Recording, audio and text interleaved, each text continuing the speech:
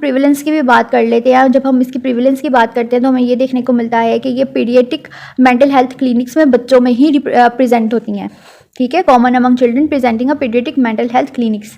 उसके बाद फिर हमें ये भी बात की कि इस डिसऑर्डर की जो सी कम्युनिटी है ना वो ज़रा अनक्लियर है, लेकिन यहाँ पे कोहार्ट स्टडी हुई थी, population based cohort study Brazilian में, तो वहाँ पे 11 साल के बच्चों में स्पेसिफिकली ये डिस्ट्रप्टिव मूड डिसरेगुलेशन डिसऑर्डर का देखने में मिला था और इसकी प्रीवेलेंस थी 2.5%।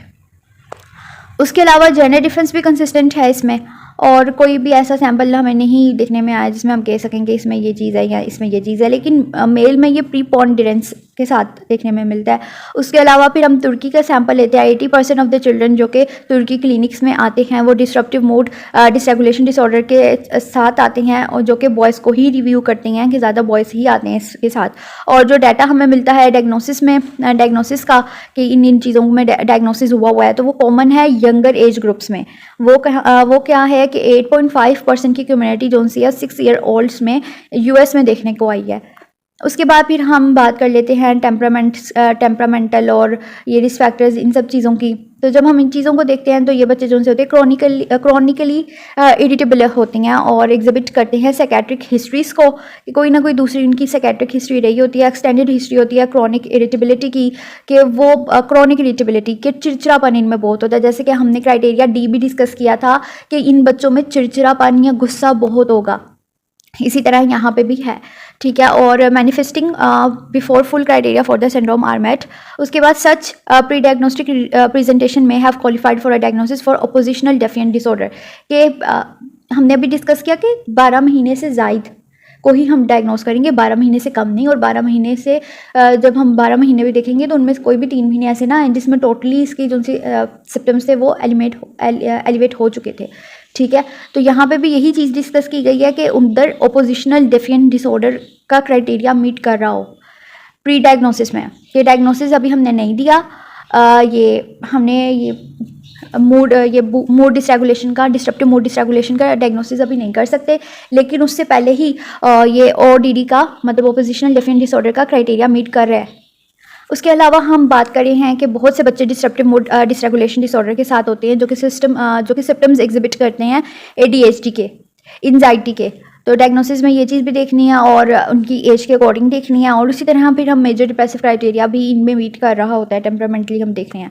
अब अगर हम इन्वायरमेंटल फैक्टर्स को देखें, जो रिस्क फैक्टर्स हैं या प्रोग्नोस्टिक फैक्टर्स हैं, वो हैं वो जो उनसे वो है psychological abuse, negligence, disrupted family life हो सकती है इनकी, पेरेंटल साइकेट्रिक हिस्ट्री हो सकती है, लिमिटेड पेरेंटल एजुकेशन हो सकती है, बच्चों सिंगल पेरेंट हो सकते हैं वो लोग, कोई ना कोई पेरेंटल ग्रीफ हो सकता है, डेथ ऑफ पेरेंट हो सकता है, कोई भी अर्ली ट्रॉमा हो सकता है, डिवोर्स हो सकता है, माल न्यूट्रिशन हो सकती है, या फिर कोई भी दूसरी ऐसी चीज़ जो कि डिस्ट्रप्टिव मूड डिसरेगुलेशन डिसऑर्डर को और बिहेवियर को एक्सप्लेन कर सके।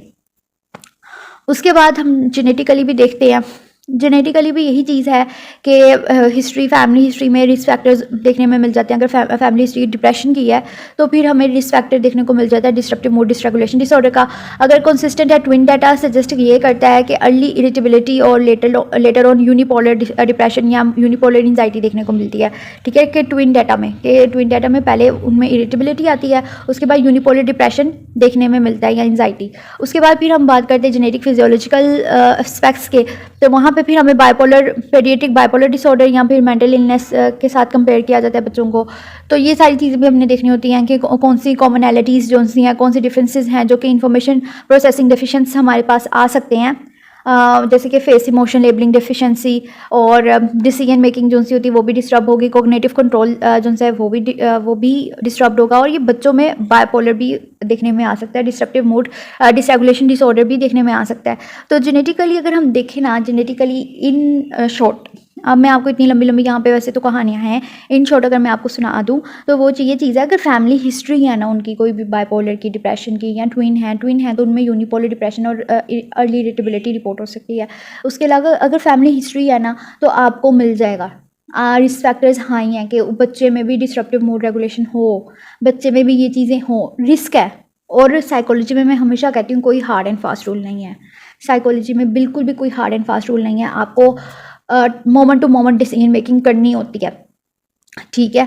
और यहाँ पे सबसे पहले बिहेवियरल डेफिशिएंस देखते हैं हम लोग, अक्सर पेरेंटल एस्पेक्ट्स भी हम देख लेते हैं, फैमिली प्रॉब्लम्स भी देख लेते हैं, फिर हमें अर्ली बाइपोलर डिसऑर्डर भी देखने को मिलता है, उसके बाद फिर हमें ऐसे आउटबर्स्ट देखने को मिलते हैं। लेकिन ड्यूरेशन से बाइपोलर को, जब भी हम इसको और बाइपोलर को डिफरेंशिएट करेंगे, हमेशा ड्यूरेशन के एस्पेक्ट से करेंगे कि ये कभी भी बाइपोलर की ड्यूरेशन फुलफिल नहीं करेगा और बाइपोलर इसकी ड्यूरेशन फुलफिल नहीं कर सकेगा। ठीक है। और एविडेंसेस अगर हम देखें स्पेसिफिक डिसफंक्शन के, तो वो यही एक्सेस होती है कि ऐसे कोई भी इमोशनल स्टिमुलस जो उनसे होते हैं या फिर यूनिक साइन होते हैं जो कि क्रोनिक इरिटेबिलिटी को और डिसफंक्शनिंग चिल्ड्रन को रिपोर्ट कर रही हो, वो चीज़ें जो सी हमारे लिए ख़तरनाक हैं और वो फिजियोलॉजिकल और जेनेटिक एस्पेक्ट की वजह से आ रही हैं।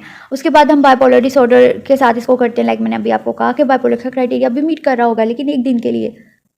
ठीक है। बाइपोलर का क्राइटेरिया जो उनसे मैनिक और मैनिया या हाइपोमैनिया का पूरा क्राइटेरिया मीट नहीं करेगा, ड्यूरेशन को मीट कभी भी नहीं करेगा। ऑपोजिशनल डेफिनेट डिसऑर्डर पहले पहले हमें लगेगा लेकिन उसके बाद वो भी बहुत पीछे रह जाएगा और उसके लिए और डी का क्राइटेरिया थोड़ा बहुत इंसाइट होनी ज़रूरी है। ADHD जो है वो बचपन में ही डायग्नोज हो जाता है, बचपन में वो बच्चा टिक के नहीं बैठता, ज़रा भी टिक के नहीं बैठता। और बहुत सी चीज़ें दूसरी भी उसमें होती हैं जो कि हमें ADHD का क्राइटेरिया देखेंगे, ऑटिज्म स्पेक्ट्रम का क्राइटेरिया देखेंगे, डिप्रेशन का क्राइटेरिया। डिप्रेशन में तो खैर से इनएक्टिविटी होती है ना, इनएक्टिविटी इस कदर होती है, इतना इस कदर लो मूड होता है, उसको बात करने को दिल नहीं करता, गुस्सा नहीं उससे किया जाता। ठीक है। अगर गुस्सा आए तो फिर बहुत ही कोई लेवल का गुस्सा आता है, आउटबर्स्ट किस्म का, टेम्पर आउटबर्स्ट किस्म का। इसलिए यहाँ पे डिप्रेशन से भी उसको डिफ्रेंशिएट करने की कहा गया है। एंजाइटी में पैनिक हो जाता है, जब वो बंदा पैनिक हो जाता है, पैनिक में वो क्या कर रहा है क्या नहीं कर रहा उसको नहीं पता चलता।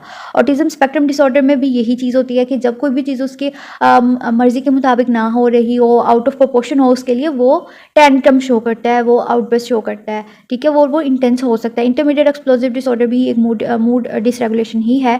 इसमें भी हम देख सकते हैं क्या क्राइटेरिया, इसमें भी टाइम ड्यूरेशन देखने को मिलेगा डिफरेंट, और इसमें थोड़ा बहुत चीज़ें ही डिफरेंट देखने को मिलेंगी, बाकी सारी सिमिलर ही होंगी। सबसे पहले इंटरमीडिएट एक्सप्लोजिव डिसऑर्डर और ऑपोजिशनल डेफिनेट डिसऑर्डर में कोई एज लिमिट नहीं है। हालांकि ये हमने भी डिसऑर्डर पढ़ा, डिस्ट्रक्टिव मूड डिसरेगुलेशन डिसऑर्डर, इसमें एज लिमिट है। 6 साल से छोटे को नहीं करना और 18 साल से भरे को नहीं करना। ठीक है। 6 से 18 साल के दरमियान ही ये डायग्नोज होगा। उसके बाद हमें कोमोर्बिडिटी देखने को मिलती है और हमें देखने को मिलता है कि डिस्ट्रप्टिव मूड डिसरेगुलेशन की डिसऑर्डर की एक्सट्रीमली हाई कोमोबिडिटी है कि ये काफ़ी लोगों के काफ़ी डिसऑर्डर्स के साथ कोमोबिड हो जाता है। ठीक है। ये ओवरलैप हो जाता है ऑपोजिशनल डेफिनेट डिसऑर्डर के साथ, दूसरी पेडियाट्रिक मेंटल इलनेसेस के साथ ये ओवरलैप हो जाता है।